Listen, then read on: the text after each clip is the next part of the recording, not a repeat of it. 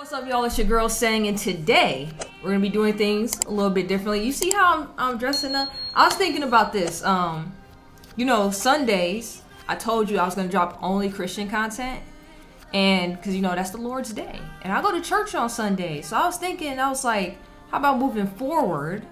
I actually like dress up for the videos I drop on Sunday, because I'm gonna be dressed up on Sundays anyways when I go to church. So it has to, you know, everything has to be consistent. It has to work. It has to work. You know what I'm saying? I just gotta remember to do this because obviously I don't shoot these videos on Sunday. So at some point throughout the week, I have to remember to like dress up like I'm going to church or something. But yeah, today, this is the day where like you guys will see me a little more spiffy, no do-rag on my head. So I hope you guys enjoy that. But in today's video, I really just wanted to talk about my experience going to a different church, and this was 2 weeks ago, I believe. My friend, her and her family invited me to go to church with her, and it was vastly different from the church that I go to. Her church really reminded me of my childhood, and what I mean by that is that I may not have started off going to some sort of prosperity gospel type church, but the few times when we stopped going to that church, the few times I would go with my mom to church and it'd be like my aunt and stuff, it just seemed like the black churches we would go to. That's like the theme, you know, really big on the whole music aspect, passing that collection plate around nonstop. I think it's embedded in my mind that I just don't like churches like that. So now when I see them, I judge them very aggressively, like in here. And I shouldn't do that, because like maybe the song and dance is like a little more ramped up, but that doesn't mean they're like a bad church, you know what I'm saying? So basically, I forgot the name of the church. It's like church something on the North, I don't know. I'm gonna be real with you, I don't even know what denomination it was. I'm non-denomination, and the church I go to is non-denomination as well. It's literally just called Bible Church. So already we slide off, because I know this church is a denomination because they speak tongues there, and I forget which denomination speaks tongues. But I got there a little bit early, met up with my friend and her family, so she ended up going with her husband and their 3 kids.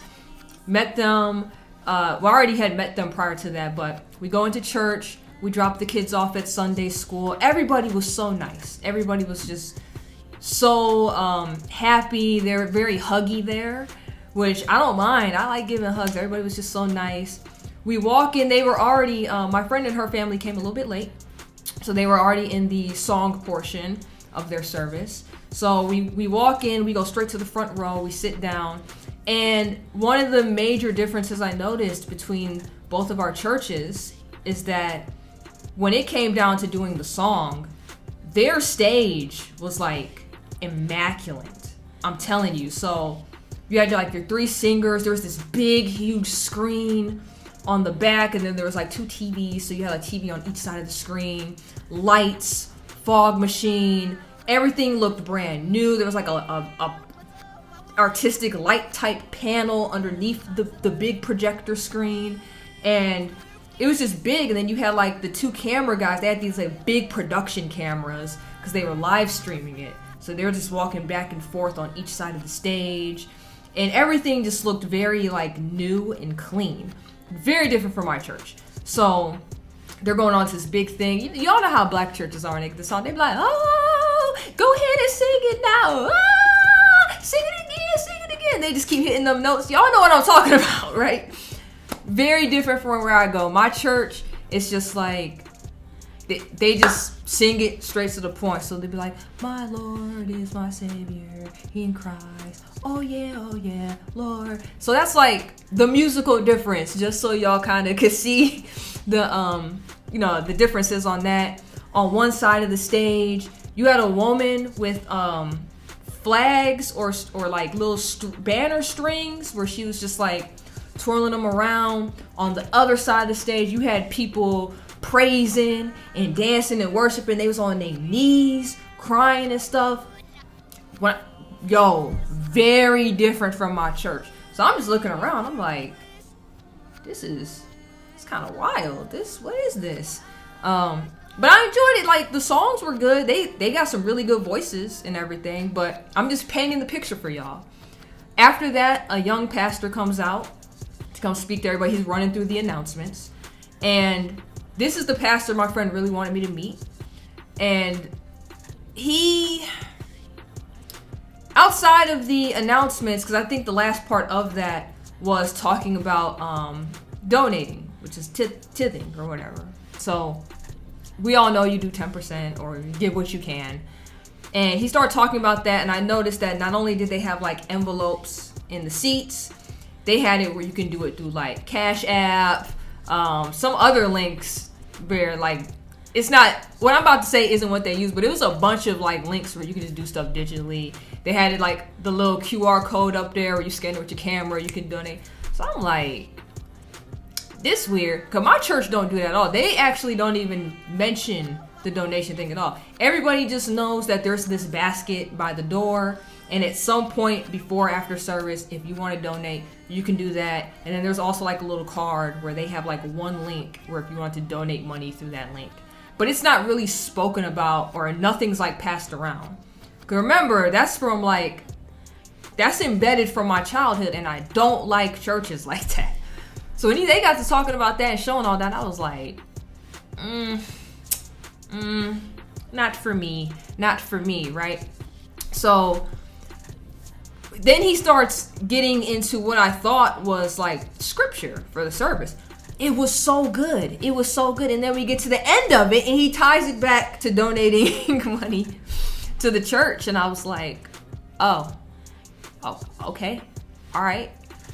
Then he switches. This female pastor comes on. She's like the senior pastor, and she's also like the head pastor of Sunday school for the kids, I think that's what it said on that projector. I'm not really sure.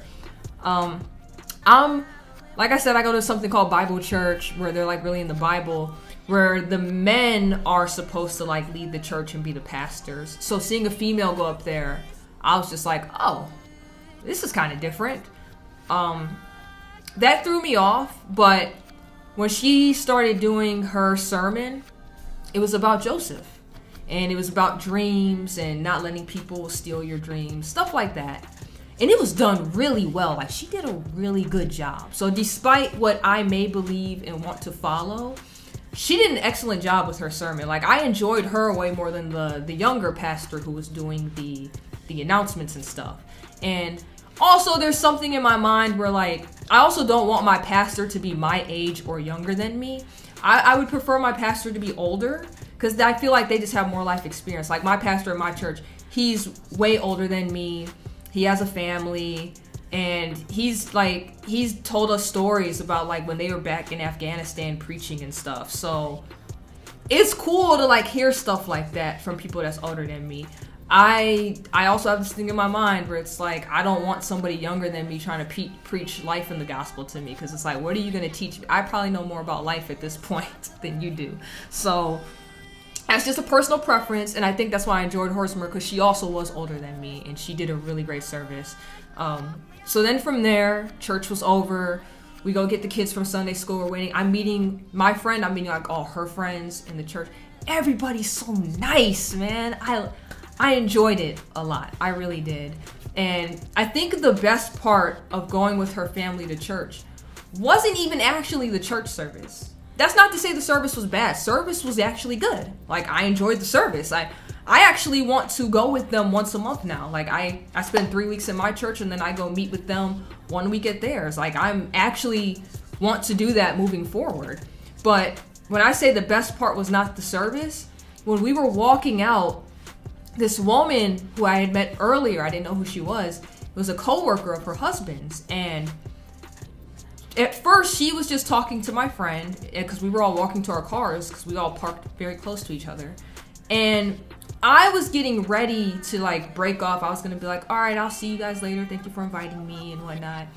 And the way she spoke of the gospel with so much conviction and power, it was like listening to a pastor speak. And mind you, I didn't even know what they were talking about at first.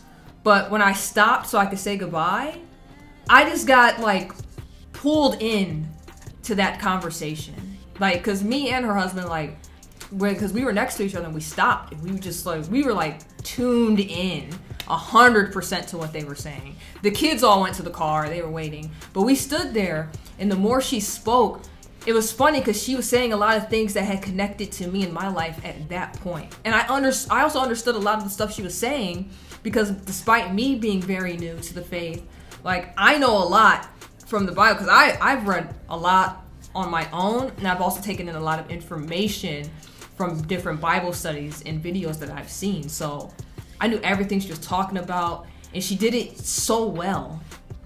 Like, if I could have just talked to her for like the 2 hours instead of going to church, I think that would have been cool for me. You know, like, that was actually my favorite part of going to church service that day. Like, she spoke so well, and I got sucked into that conversation. It was so good that we ended up standing there for almost another hour of her just like talking.